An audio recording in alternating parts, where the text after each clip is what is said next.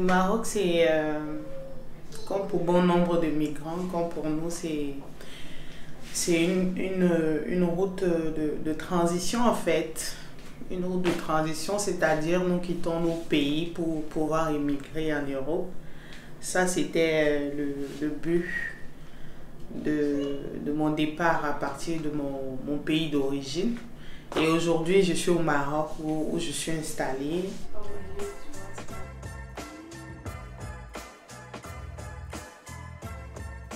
Nous vivons uniquement de la cueillette, de la pêche et tout le reste. Ce qui est sûr, on rencontre actuellement un boom de l'exode rural. Exode rural dû aussi à la désertification aux forêts qu'on coupe et tout. Du fait que nous sommes confrontés parfois à quitter notre environnement initial et on se déplace pour aller ailleurs. Dans la mesure où parfois les terres ne sont plus riches. Depuis un bon bout de temps, avec les différents changements climatiques, où on ne sait plus quelle est la période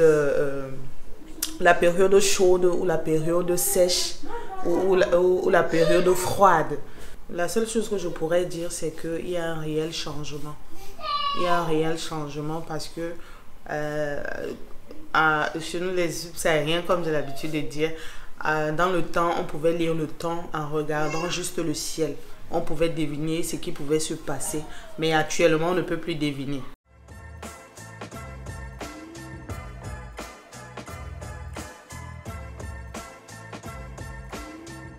Et le changement climatique est une situation à laquelle nous devons faire très attention parce que d'ici 50 ans, nous risquons d'avoir plus de migrants climatiques que d'autres migrants économiques. Donc, raison pour laquelle, dans nos plaidoyers, souvent, nous insistons beaucoup, nous demandons aux autorités de faire plus attention à ces migrants climatiques et les prendre en considération parce que ce sont des personnes les plus vulnérables. Et quand ils arrivent ici, on essaie aussi de les encadrer. Donc, nous avons par exemple un partenariat avec l'association Gibert de Fès à Sefrou, où les migrants qui veulent apprendre l'agriculture, on les envoie là-bas pour aller apprendre l'agriculture. Et chaque année, ils vont là-bas, 6 mois de formation. Après la formation, ils font des stages, ainsi de suite. Et ça fait du bien pour eux.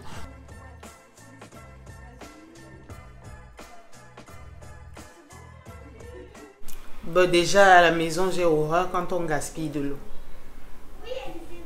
Chez moi, l'eau est primordiale. Chez moi, le repas est sacré. Comme on peut le dire, on ne jette pas. Quand on finit de manger, si on peut garder, on garde. Quand tu vas te brosser les dents, ne laisse pas couler l'eau. Il faut faire des économies.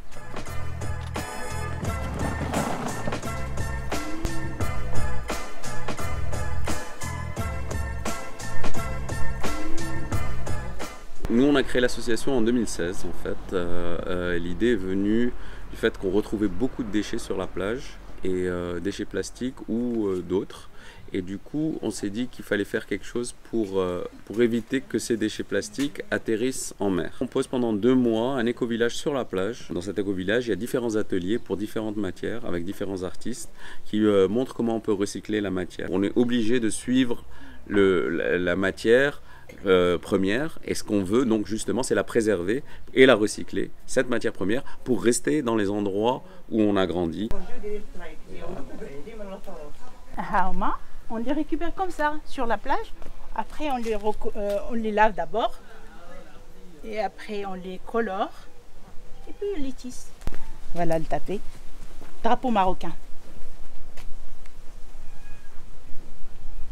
On fait toutes les tailles et toutes les couleurs. Voilà, on utilise tout. Les bouteilles, par exemple, regardez.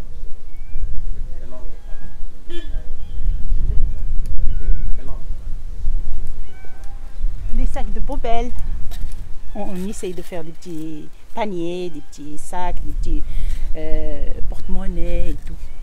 Tout ça, on le fait avec eux. Regardez. Même on fait des petits gants. Des chaussettes, tout ça, on peut le faire juste pour diminuer un peu le taux de déchets. Parce que les déchets, tout le monde en souffre, surtout en Afrique. Tout le monde en souffre.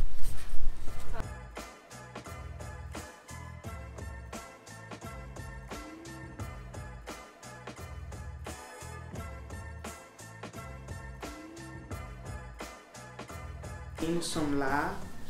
Donc nous avons vu le Maroc évoluer avec le temps. Et nous sommes là. On peut dire c'est déjà notre seconde nation, si on peut le dire ainsi. Mammouth.media. Mammouth.media? Tu connais pas?